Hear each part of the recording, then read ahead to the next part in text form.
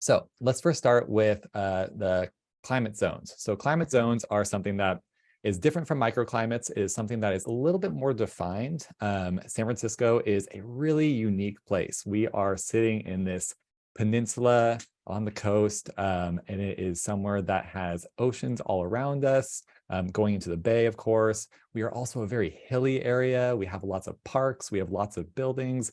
There's so many things and features that go into this very um, dense climate that we have, and we have a defined climate zone. So there are two different ways that people talk about them. There is the sunset climate zones and the USDA Plant Hardiness climate zones. So these are they're usually defined by a number, and a lot of times someone will come in and be like, I need a plant for zone 9, or I need a plant for zone 23, or I need a plant for zone 4, something like that. And it's sometimes a little bit confusing, especially to our staff and anyone who's trying to figure out what those numbers actually mean. I've actually struggled with it in the past. And so doing a little bit of research, I tried to figure out a little bit of a way to kind of think about it. The sunset climate zone is defined by more features. So for our climate zone in San Francisco, we are number 17, and that is winters are mild, or they're wet. It's almost frostless. We don't really get any snow or anything like that. Like Jen was saying, there's some snow in other places, but because we have this kind of insulated peninsula around us, we actually don't get like a snowfall. And when we have a frost day, it's only every once in a while, and it's really just because it gets kind of cold. Our summers are pretty cool. We have a lot of fog all throughout the year, but definitely in the summertime. So, we have these kind of interesting temperatures that are relatively mild throughout the whole year. We're a temperate zone, and it's kind of what's described as 17.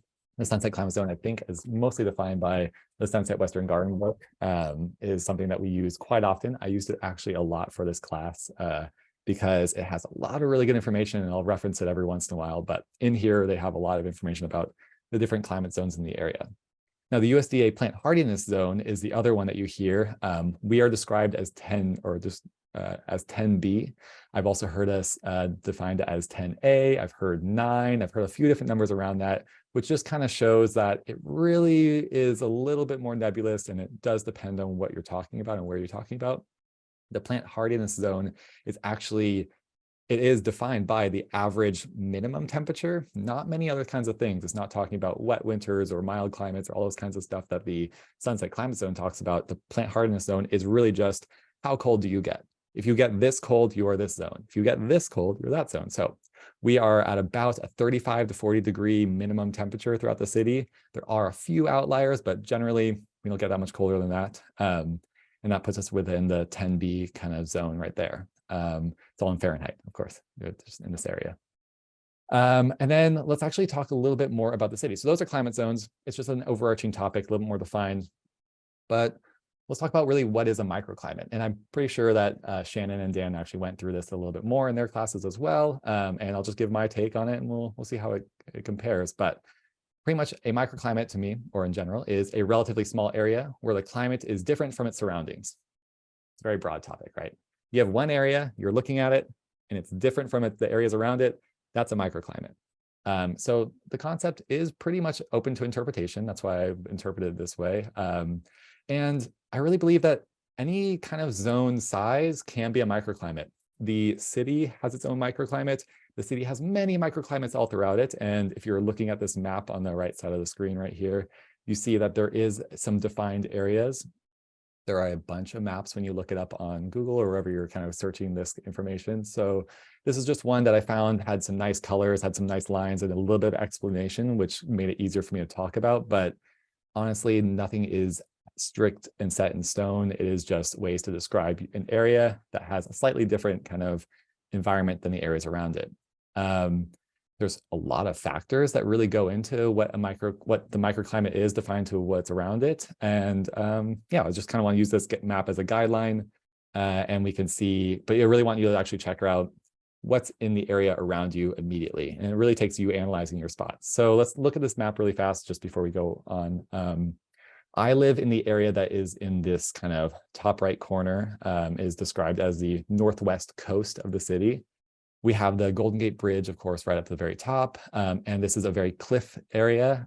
This also is on a kind of feels like a plateau or so. It is a higher elevation than a lot of the other parts of the city. And I believe that's what kind of gives it this cooler, has fog. We do have wind. I mean, it's described here as light winds, but I would honestly say that if you're right by the coast or right by that cliffside area, you get a lot of really heavy winds, and then it kind of gets broken up and stopped because it is on a higher elevation and a lot of the winds hitting the cliffside. Where if you go down a little bit past Golden Gate Park, which is another barrier we're going to talk about, you have the lower, or the, is it called the West Coast or the Sunset area, which is where our store is located. We're right at the very bottom here. And the Sunset area is a lower elevation. It's a lot more flat. The wind comes in straight into our beach on the Ocean Beach area and hits the sunset, and it is pretty windy over here. We actually had an incredibly windy day today. If you're living in the city or if you're in the Bay Area, I'm sure you've heard about it. We had some really high winds, and it just kind of shows that it gets really brought in from the West Coast. We are living on the Pacific Ocean. That's where it's coming in from. And then there are other factors within the city that actually breaks it up a little bit more. Like I mentioned, Golden Gate Park is right now sitting in between. It's this barrier right here. It's a lot of foliage. It's taller trees. It's all this stuff that will actually break up the wind and also give some shade to certain areas. So that's one of the physical barriers within the city that is creating this kind of microclimate distinction.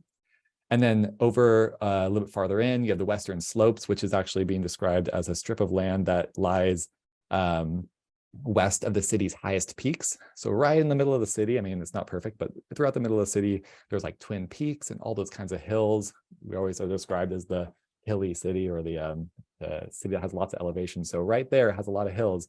And you can imagine that if the wind's coming in, or if the fog or whatever's happening, it's hitting those barriers and causing something to happen. And on the west side of that, it is probably a cool, moderate. It has some fog. It has light winds. I mean, it's a little bit farther in. On the other side of it is the eastern side of the city. It's kind of a big zone over there, and it's a little bit warmer. It has clearer skies. It has maybe some light winds or so. And I always know that I have people who live out there who will actually be able to grow plants that maybe require a little bit more warmth. I always talk about the Mission area that can grow some of these tomatoes and some of these plants that are a little bit harder for us right by the coast to grow, but they're right, just only a couple miles away within the city. And they have a different kind of microclimate to us.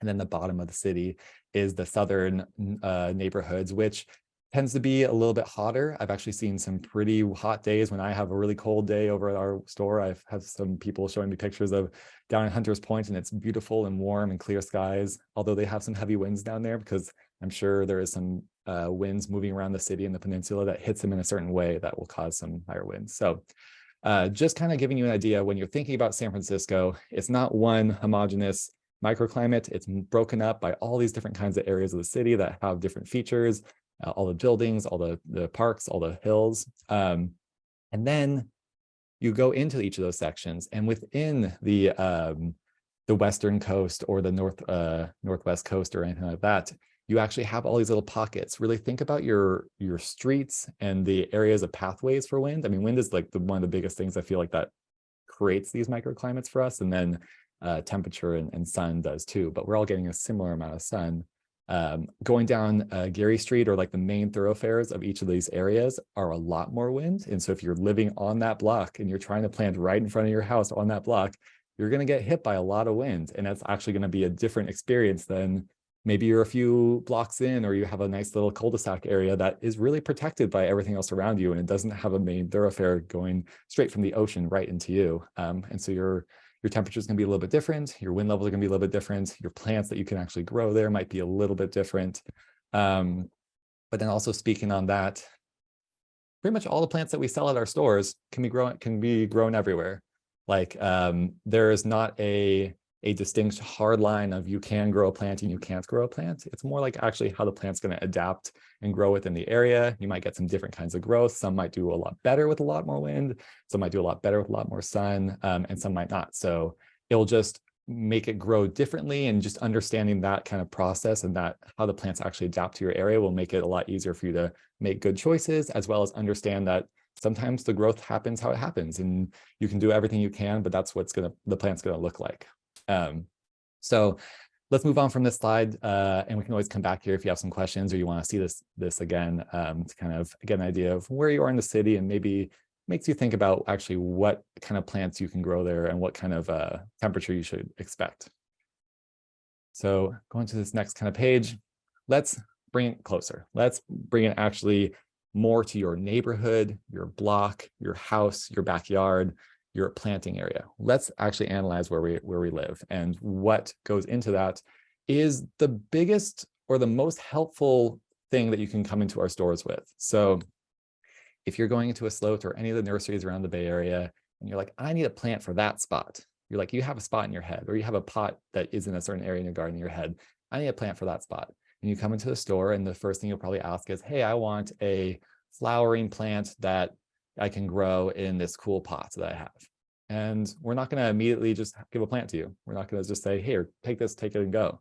We're going to ask you a bunch of different questions. And a lot of them will kind of circle around your sun exposure, how much wind you have, what are the physical barriers going around you, how much water are you expecting to give it, or how much will it actually get just naturally. And then, of course, the space of the soil is really important.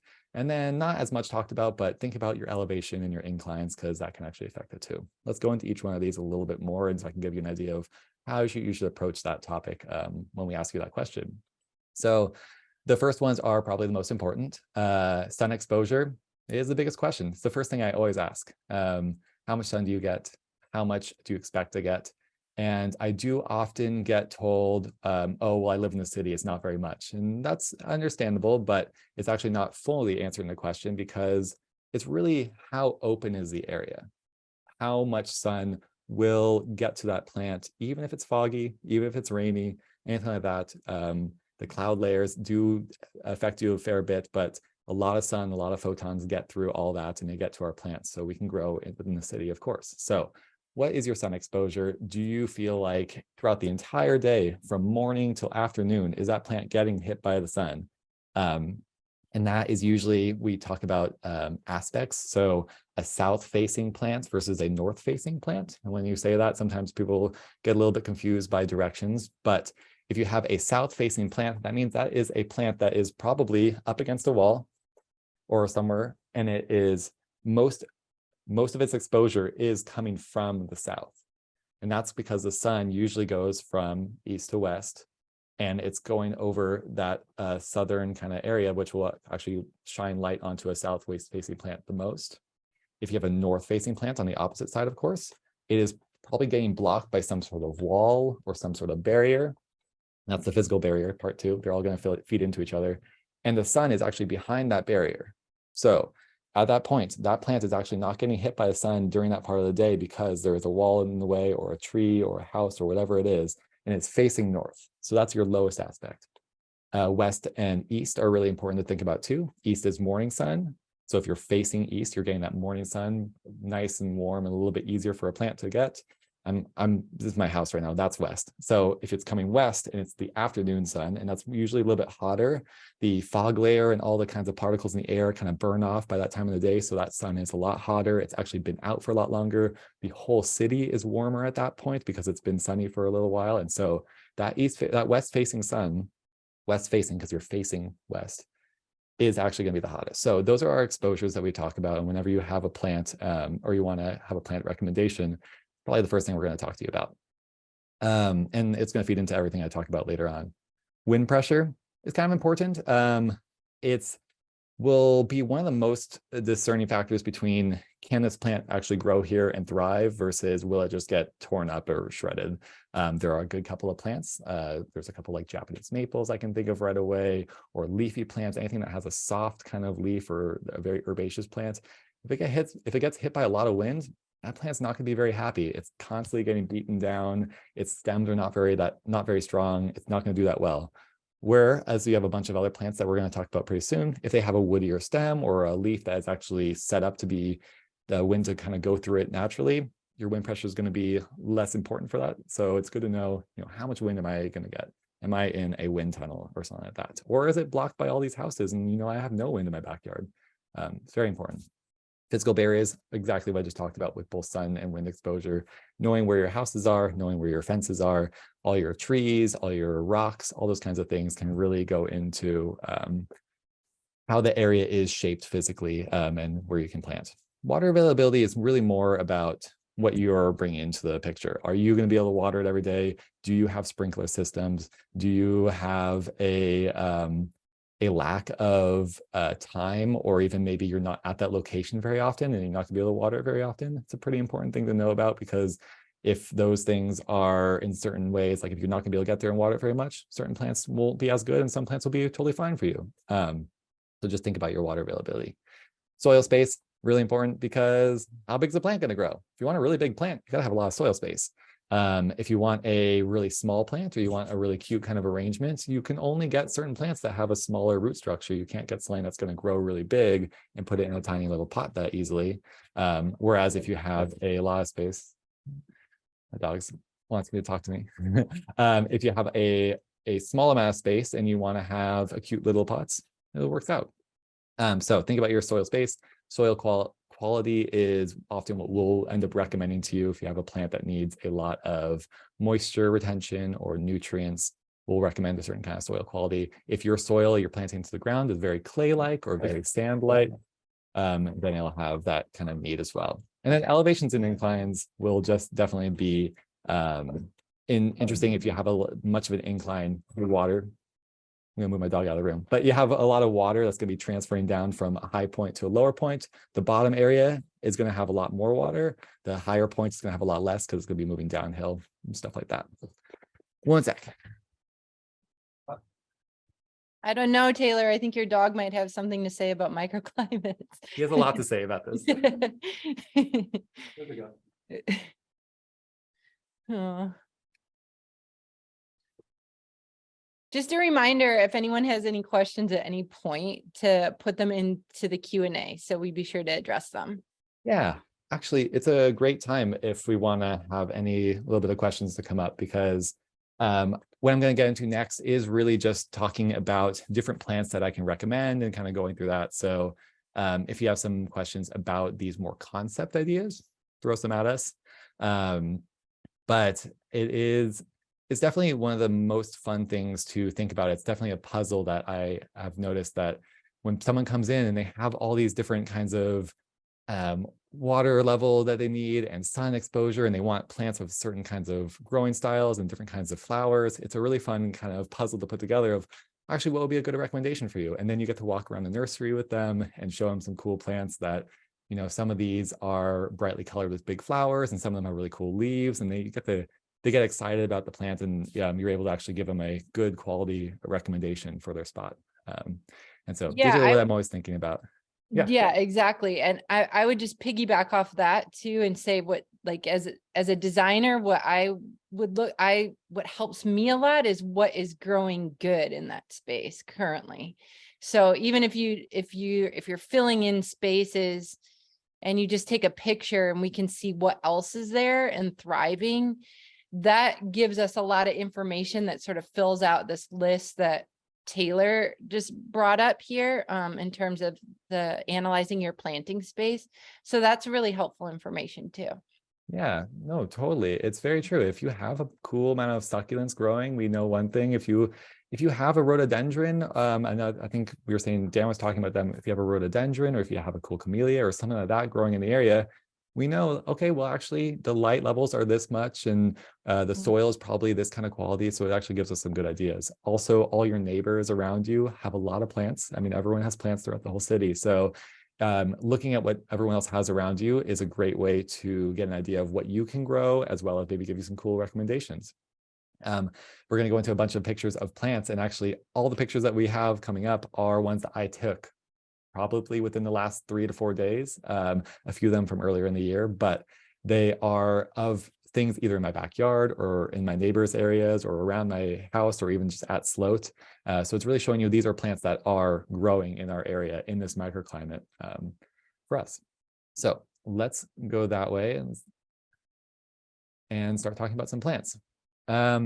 in general, these are all not like the best plant for a certain situation, but they are the ones I tend to recommend the most. I really like them, so I can talk about them, right? Coleonema is one of my favorite plants. That's why it's first. That's why it has this whole page right here. I very much like the Breath of Heaven plant. I think it is very cool. It's very, it's a soft foliage plant. So it has these really cute little kind of, they're called heath-like leaves, or they're not like a full-on broadleaf plant, but they're not like a spiny little pine tree or something like that. They actually have a very soft kind of texture to them. There's a couple different varieties, but the main ones you really see are the Coleonema pulchrum, which is the pink Breath of Heaven, which is this middle picture right here, as well as the Coleonema Sunset Gold, which is a really common one for us as well. And it's this little plant that I planted right underneath this statuary. This is right in front of Slow Gardens. This is right in front of our store. I actually planted it 4 days ago. And this little guy is actually going to grow out, and it's going to have a little bit different growth to the other Coleonema in the middle of the page. So the Breath of Heaven, the pink Breath of Heaven, is a taller plant. It actually grows up a little bit more. It's a little more bushier. It's not like a full-on tree or anything like that. I think it can get pretty big, but most people keep it on the shorter side. In this rightmost picture right here, this is my backyard. I have the Coleonema growing actually right here next to this fence underneath some very light trees. So there's a few trees right above it that are very sparse. They don't provide too much blocking, but it is a fence that is north facing. So usually I wouldn't recommend putting a plant that takes a lot of sun, like a Coleonema is a full sun kind of plant, right up against a north facing fence, because it's going to get blocked for a lot of the year. Although this one is a couple feet out. And so for most of the year, maybe not in the very dead of winter, which is usually not that much sun anyway, but for most of the year, the sun is at a high enough level that the plant actually gets full sun throughout most of the day. But you can also tell, I really wanted to show off, there's all this more sticky, woodier growth at the bottom of it. And that's just a kind of feature that is going to come in when the plant gets older. Of course, it grows up, it gets bigger, all plants grow. And all plants put most of their foliage and all their energy gaining technology, which is their photosynthesis, all their leaves, right, at the very top of the plant, because they want to get the sun right there. You're not going to grow a leaf in the very middle of your plant when there's no sun down there. You're going to grow it at the most sun accessible part. And also, because I have that fence there, those lower parts of the plant are really not getting that extra sun. So it's only coming from the top. That's why all the foliage is on top. I have some more sticks, twigginess on the bottom. And at this point, I'm okay with it. You know, that's just how the plant has to grow within this area. It flowers every spring. It's really pretty. It still has a nice softness. I like the transition of actually the green to the brown. And I can put plants in front of it that will actually give a little bit more dynamic shaping, rather than needing a plant to be completely green all around it, because it's just not really what it's going to do. So when you are planting with a physical barrier, know that if there's sun only hitting part of the plant, that's the part of the plant that's going to grow. And it's a really good thing to think about there. The other thing is, these plants are, like I was saying, they have these really cute little flowers. Most plants flower at specific times of the year. Some of them are more often than others. I find that the Coleonema really is more of a spring bloomer. So they do put out these little twinkly little flowers in spring.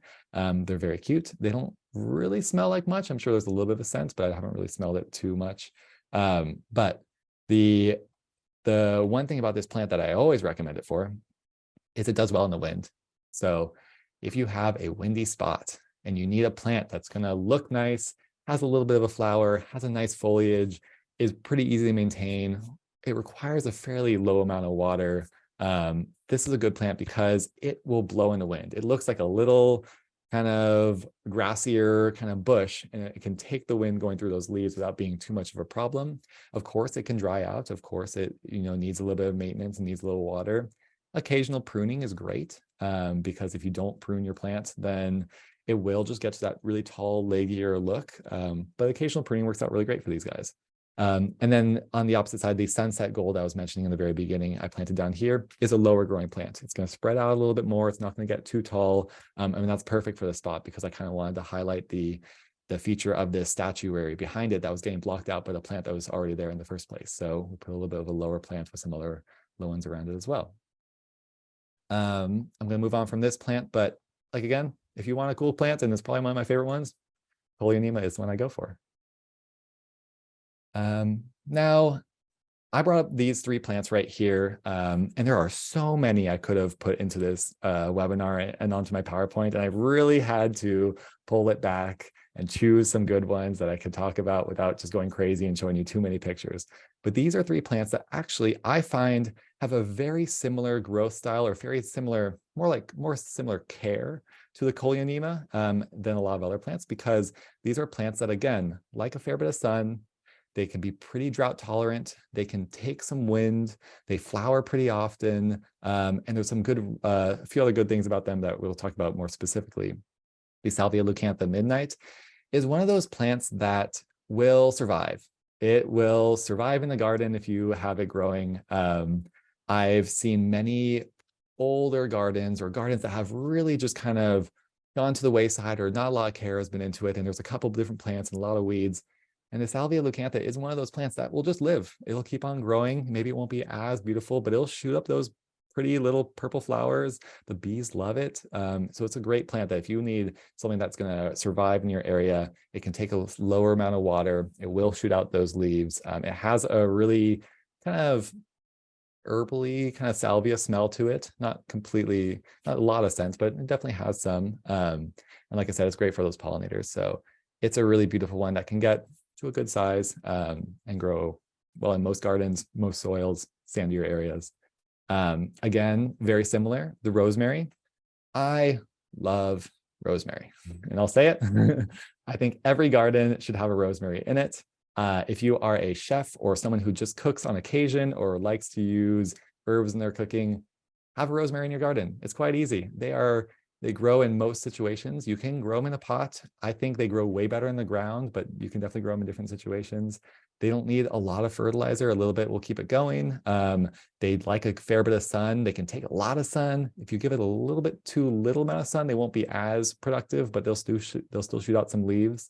They produce really cute little flowers. And although a lot of times when we grow herbs, we don't really like the flowers on our plants, they take away a little bit from the actual growing of the leaves, of course, but they're kind of cute. They're edible, and also pollinators like them. It really brings some nice flowers for your bees and your butterflies. Having a little rosemary plant by your veggie garden will bring in some pollinators. It's also a very fragrant plant, of course, because that's why we eat it. And it actually, the fragrance of it is a defense mechanism against most insects and most kinds of problems. So a lot of our products use rosemary oil or rosemary extract within them to actually use some for some plant defense. So I think that at least tells you that this plant is fairly strong. It can defend against a lot of pest and bug problems, and also provides an edible herb for you, which is great. So grow rosemary. There are a lot of different varieties.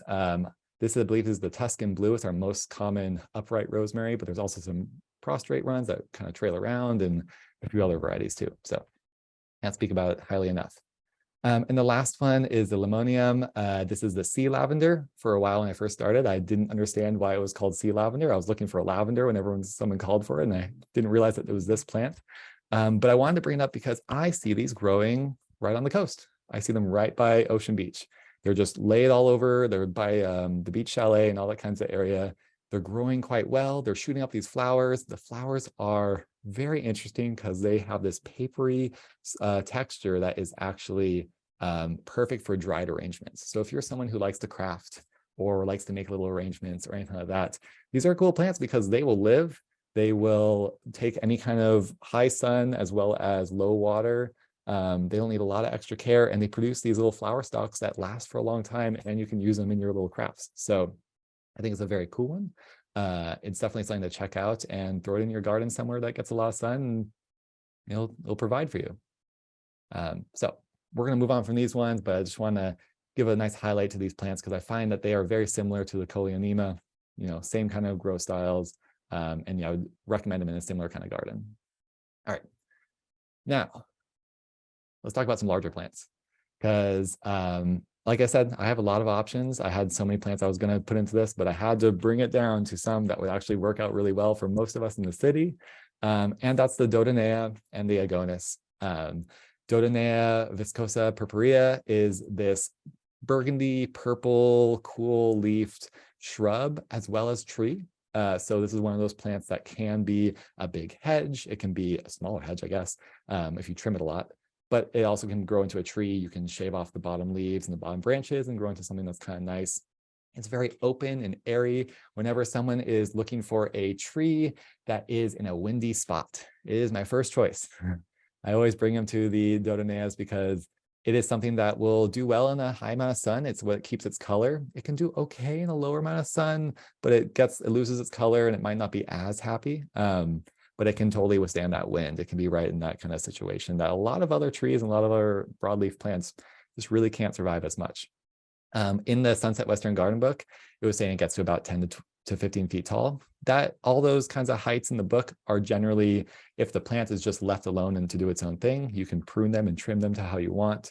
It also says that it can take ocean winds and dry summer or dry desert heat. Two very different kinds of things, which just shows that it's a very versatile plant that can be grown in different kinds of areas, different kinds of temperatures and wind aspects and moisture and all that kinds of stuff. So if you're looking for a cool plant that is going to grow pretty big, but with little care and it looks kind of nice with some color, the Dodonea is great. And same kind of aspect, I really like the Agonis flexuosa. The After Dark is the variety I have in this picture right here. This is actually in my backyard as well. Yay. It's a really nice, beautiful, very elegant, very open tree that actually has these really dark coloration leaves. They're almost black. They're very, very dark purple to black, which is a really cool color for a lot of people to actually have in their garden. They also don't get incredibly tall. The other Agonis, the Agonis flexuosa, I don't think there's a variety. I think it's just called the Agonis flexuosa, is the peppermint willow, and it's a bigger version. There's actually one of those right next to that tree, but not in the picture. And it gets to maybe almost double the height. It can get pretty tall, and it has a really nice kind of weeping willow look to it. Very easy to take care of. These are, again, drought tolerant trees. They have beautiful foliage. They actually flower really well in spring, like late spring, I think is when it flowers, and it's little white twinkly flowers all over it. They do have a fair bit of a flower drop at the end of that, so you have to do a little bit of sweep up, but it's actually quite pretty little kind of, looks like little snow droplets, not really anything that's gross to clean up. And there's a nice smell to it. So if you crack those leaves, and you can smell it when it's flowering too, but if you crack those leaves, it has this kind of herbally peppermint kind of smell, which I really enjoy. It's one of my favorite smells. So I think this tree is really cool because easy care, grows to a pretty decent height. It can be pruned. It can grow as a standard tree or as like more of like a little bush style. And it has a really cool scent and some cool flowers. So again, can't really talk any more highly of it. I would recommend if you have a nice, relatively large spot that maybe needs a little bit of protection, maybe a little bit of blockage from your neighbors or other areas that you want to have a tree growing, but you don't really want a huge tree to grow or something that is going to take over too much. I think it's a great option. And it does well in the city. I'll definitely come back here if you have some more questions about them, but we'll keep on moving. I know I'm talking a little while about these plants. All right, the Ceanothus, yay, native plants. It is one of my favorite plants to grow. It's one of my favorite plants to talk about. I had to bring it up. This one is actually sitting right in front of my house. I took that picture 2 days ago. It is blooming right now, and I love it. This is the Ceanothus Dark Star. There are a whole bunch of varieties. I was actually looking at it, again, in our Sunset Western Garden book, and there is 2 pages of just lists of varieties of the Ceanothus, and they are native plants to us. So they're from San Francisco, they're from California, they're in this area. These are plants that grow in our soil. Our pollinators love them and want to make honey out of them. They are really, really great for the city, and they have so many different varieties and aspects to growing that it's very easy to plug them into your garden kind of no matter where. They do take a little bit more sun, although they can kind of be a ground cover, slightly lower light plant. They have a very dark leaf, which usually indicates a little bit more chlorophyll. They can kind of get away with being a little bit less in a sunny spot, but they like a fair bit of sun. Super drought tolerant. They love our soil, so they can grow pretty much throughout the city without too much amending, although it's still good to amend your soil a bit. And like I said, the pollinators need it for their native pollen. It's something I always recommend to people. And blue flowers are great. They are not super, super common. So if you want a really nice purplish blue flower, these are really nice for that. The dark star in particular is my favorite variety, is why it's in front of my house. It has really small little leaves on it and really dark colored blue flowers, which I really like. I'm a bonsai person, so I very much like those small little leaves. It gives me a lot of hope for becoming a little kind of bonsai tree style. The only problem with that is they don't do that great in containers or smaller pots. You can probably get away with it for a little while, but they want to be in the ground. They kind of want to spread out and actually grow a little bit bigger. Like I was, look at the very bottom, I have the heights and the widths and all that. This is for the dark star in general. And you're going to have to read the labels or talk to your neighbor, or talk to maybe your neighbors, but also the staff of the Slope Gardens about maybe which variety is best for you, because there are ground cover varieties that will make nice little mounds everywhere. There are these smaller bush varieties, which is like the dark stars, a little more like a bush, can get to almost like a tree. And then there's also the like Ray Hartman varieties, which are full trees that actually get really big and beautiful. So a really nice one to plant in the garden, especially in this native California area. And I love them. So grab a ceanothus, check our native spots. There's some other cool native plants in the native section as well, so check on those. But it's the first one I always point out to guests is the ceanothus. All right. We're getting through this. Let's talk about vines really fast.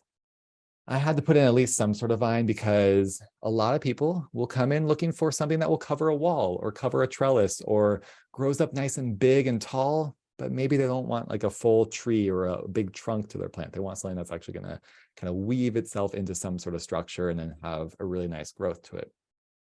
The Passiflora jamesonii, Passiflora jamesonii coral seas is the one that you see right in front of you.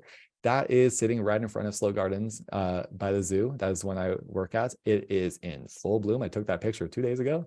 It is looking quite beautiful. It's really full. It needs a bit of a prune, which we'll have to do sometime soon, but that's okay. They have the Passifloras in general have a lot of different varieties. They have a lot of different colors. This is the Coral Seas variety, probably one of the most common ones, probably one of the more vigorous ones that grow in the city. But there are some cool ones called like Witchcraft, or there's a crimson one that I can't remember right now. There's a few different ones that have different colors. So if you're looking for some interesting flowers that grow on a vine, Passiflora is one of the best ones that we talk to you about for a full sun area. And when I say it needs a full sun area, it does need a full sun area. If you give it too much shade, it's just going to grow out of the shade. It's going to grow up and out and find sun somewhere. And if it can't do that, it's going to mound up and not be that happy. So give it the space it needs, give it the sun it needs, and it will do really well. It climbs very quickly. It's a very fast grower.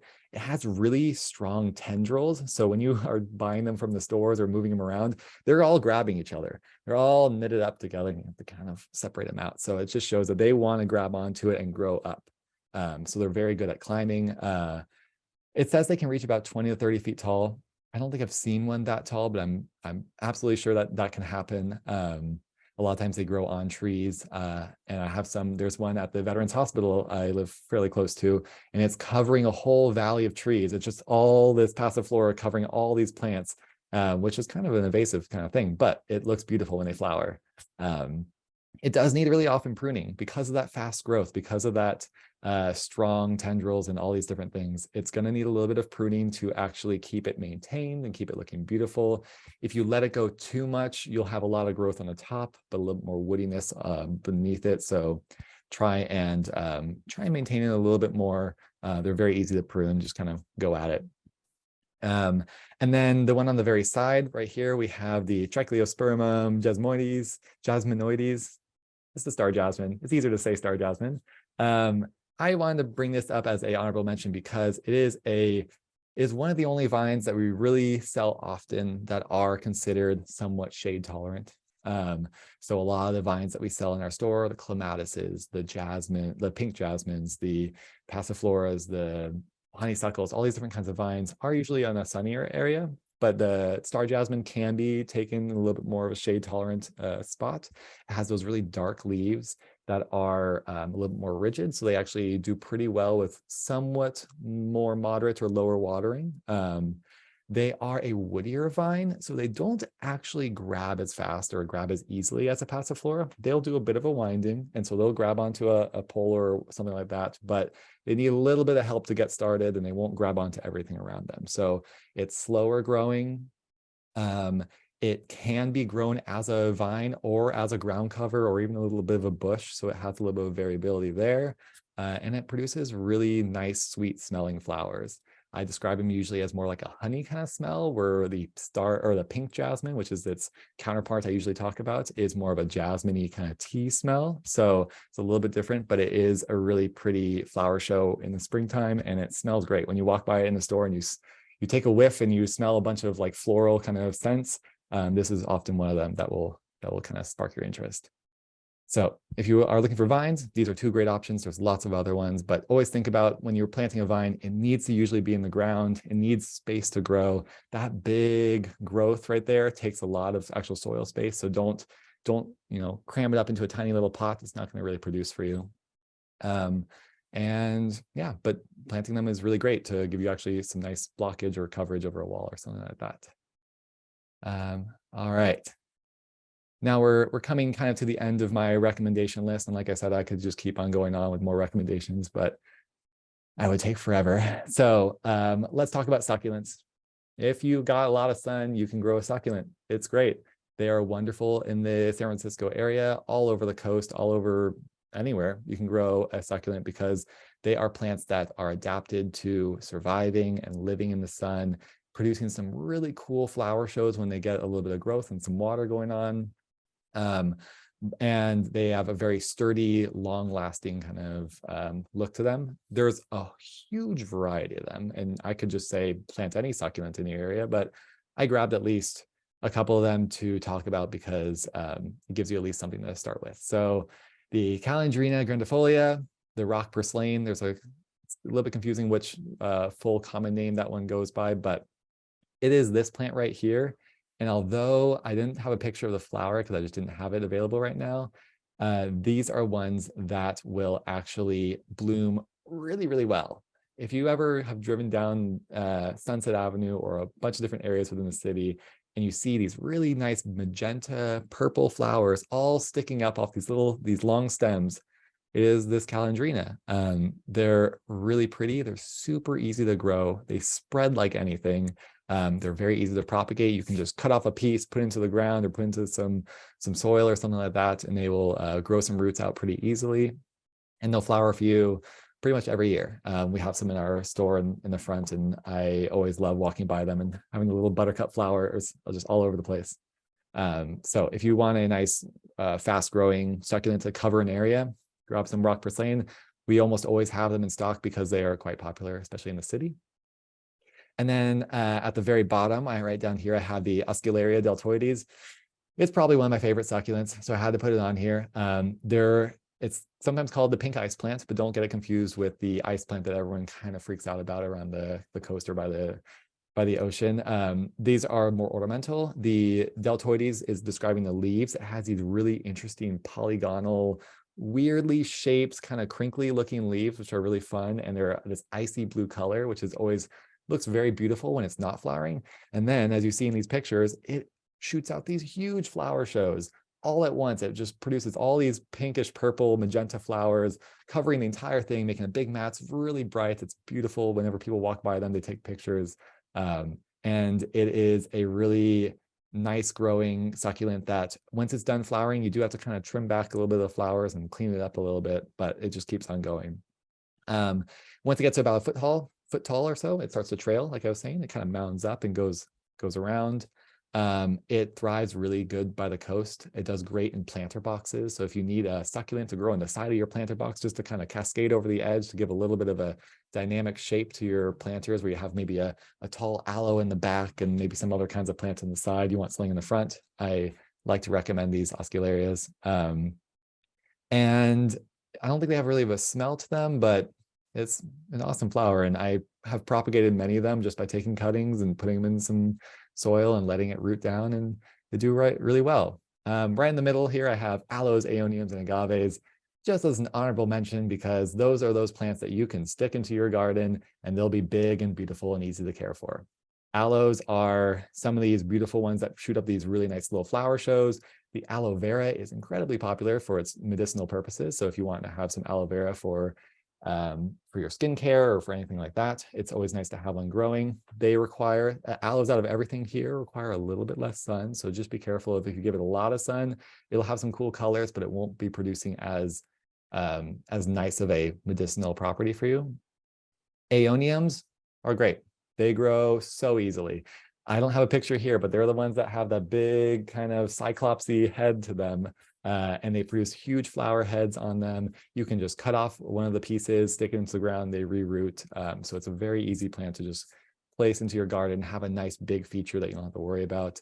And similar to the agaves have so many cool, interesting looks. I have a couple in this picture right over here that there's a lot of varieties of them. So if you're ever going to a store and you see a really cool, spikier looking large plant, it's usually an agave. So definitely ones to check out and put into your garden so you can grow something cool like that. And that kind of comes to the end of my just brief recommendation for all these different plants throughout the San Francisco microclimate. Like I said, there's a lot we can talk about. Definitely go into your local nurseries, come into our nursery there, and talk with us about maybe some good recommendations. We'll definitely have something to give to you. All the stores carry plants that grow in California, so you don't have to worry about it too much, but definitely, like we were talking about in the very beginning, think about your sun aspects, your physical barriers, your light levels, your wind pressure, all that kinds of stuff will definitely help you plant for your specific little microclimate within your bigger microclimate, within the bigger microclimate of the climate zone. And then it goes farther than that. But yeah, let's throw some questions our way, and I'll go back and put some pictures on the slides. Thanks, Taylor. That was so informational. I think the visuals were really, really well done. And I was really interested in the plants that you picked out. And I just like the palette that you chose. And I will echo that they are really good plants for San Francisco, tried and true, and also very beautiful. So they check a lot of boxes off, which is really nice. We do have some questions. One is regarding irrigation system, how to figure out how long to water for, and how frequently. Yeah, it is actually pretty difficult question to answer just flat out. We get that question a lot in the store, and we will help you as much as we can. You're going to get more questions when you ask that question, unfortunately. A lot of times when you have an irrigation system, you need to talk about, is it a sprinkling system or is it a drip system? Most people have drip systems throughout their planter boxes or their planting area, which work out pretty great. But it does take a little bit of the personability, or like being as personal with your plants, away from you. So sometimes when you have an irrigation system that was set up by a gardener 4 years ago, or even a couple months ago, and you don't really know the amount of water that is coming out of the system, it's really hard to actually troubleshoot plant problems, especially because most plant problems tend to come from a watering or maybe a sun level issue. And so when you don't really know how much water is coming out of it, it makes it a little bit more difficult. Setting it up yourself really does depend on the plants and your soil composition. So if you have a very rockier, sandier coastal soil, that's going to suck up all the water and disperse it really quickly, compared to if you are maybe in a little more of the hilly part of the city. It's a little more of a clay soil, and that clay soil actually holds onto water, and it's a little bit harder for it to dry out. And so that can kind of change up your irrigation system, as well as the plants you choose. If you choose a bunch of succulents, you don't need it to be watered as often, versus if you have something that is like a bunch of basils and a bunch of tomatoes and stuff like that, it water a little bit more. So those kinds of questions are really the first thing they come up with. I don't have exact numbers, unfortunately. I don't have an irrigation system myself to really give you a recommendation on like gallons per hour or anything like that. But I would say look at it as you want to make sure that your irrigation system goes off often enough that the soil gets adequately wet, but not too often where it stays wet. So you're trying to find that balance between when your soil is always damp and kept always damp. That's how root rot and other kind of problems and molds and other things can happen. But if you have it going off too little, then of course your plants are going to dry out and die. As well as you want to make sure that you water more less often as well, which is, I know is kind of a hard concept, but you want to make sure that it saturates the soil nice and evenly, and then you let it dry out a little bit more. So think about more like once every 5 days or a week watering versus once a day, and have it be a little bit more, like a good couple of gallons versus like half a gallon every day. I find that those larger amounts, less frequent, tend to be better for most irrigation systems. Yeah, I think we could do a whole class on irrigation, and I'll plan that. But yeah, it would be a really good water idea. less frequently but longer when you water. And I guess I would say twice a week for 25 minutes is kind of a ballpark. Yeah. If you have like a drip irrigation system. But like Taylor said, there's a lot of specifics that go into your I'll go into it. And even the time of the year. So, you know, sometimes being a little bit more attentive to your irrigation system, to where in wintertime you pull it back, in summertime you make it more, kind of stuff like that. I know we have like 5 more minutes, and there's a lot of good questions. So I'm going to try to, we'll do faster. Okay. I've noticed some diseases in the plants in our neighborhood. Notably, the rosemary gets all yellow and the agaves have brown and yellow spots. Is there any way to treat and prevent this? Every question is going to be like, well, it depends. But a lot of times for yellowing on like stuff like rosemary, those kinds of more herbaceous, woodier plants, I would say that tends to come from a watering issue for the most part. Less diseases, less bugs. I mean, bugs can cause it, but it's more usually maybe too much watering and not enough sun is what would cause that for the most part. A couple of other things as well.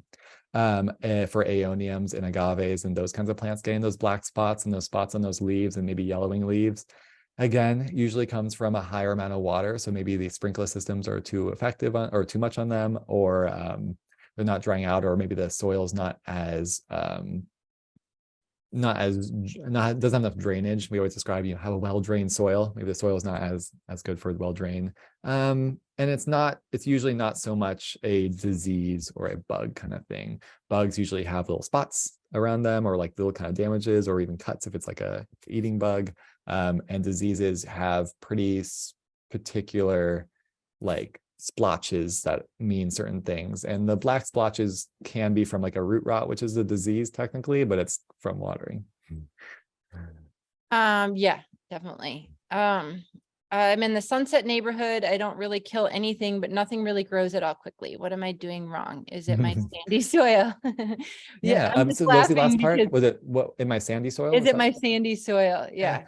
And that does come a lot from the soil quality, as well as I'm sure some other aspects of light and other things. But I would say try in a smaller area first. Amend your soil a little bit more, get a bag of some sort of planting mix, or some sort of, we have something called loam builder, which adds a lot of chicken manure or something to your soil, and then plant a cool shrub that is fairly easy to take care of. Maybe one of the ones I was recommending on this page, and seeing how it takes to the area. It'll probably take a couple of months for you to really know how it's going, but it might just be the plant choices, as well as maybe the habits that you follow for watering could be a little bit not as adequate for the plants that you chose for that area.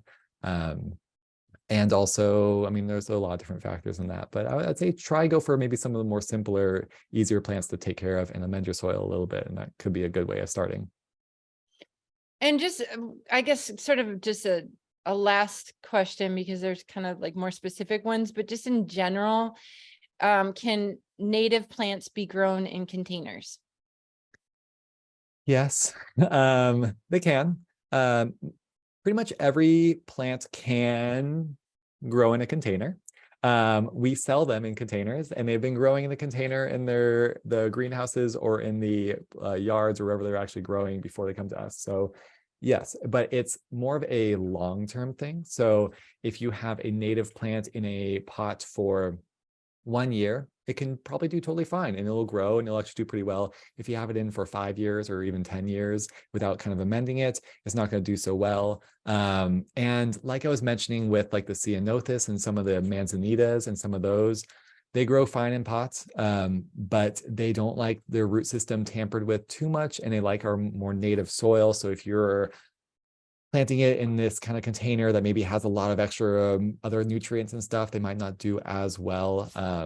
But in general, you can grow most plants in containers. It's just the long-term growth of them will be different. Yeah. Well, Taylor, this has been really fun and informative. Thank you so much. I always love your energy talking about plants because you can tell your enthusiasm.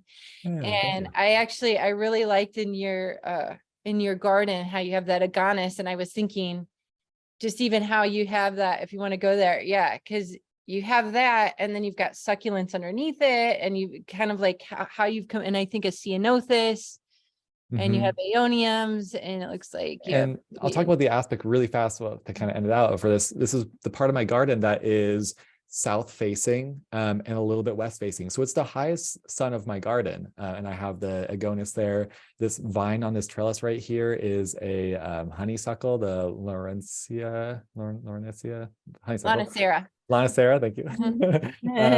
And then I have, some succulents. I have different kinds of, even below this, manzanitas. There's even, it's also a Japanese maple right next to it, which often is a little bit hard in a really sunny spot, but it's being protected by a tree right next to it that you don't see, the other agonis right there. So those plants all are interconnected, and the way I planted my garden is really based around them all working together within the environment and the little microclimate that I have.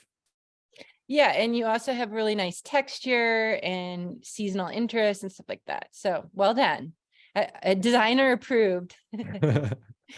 Well, thanks everyone for joining us. I know we're hitting the hour mark, and it's Wednesday evening, time for dinner. I do just want to remind you that this has all been recorded, and the recording will be available on our website and on our YouTube by this Friday.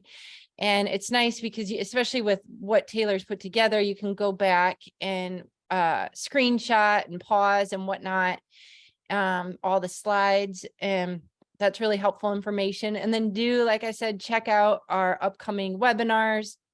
We will have more posted through June, probably in the next week or so, or two maybe. So definitely stay posted on our upcoming webinars. And thanks so much. Thanks, Taylor, again. Yeah, thank you. Come say hey to us in the store, and I'll talk to you guys soon. Sounds good. Have a good night, everyone. Night.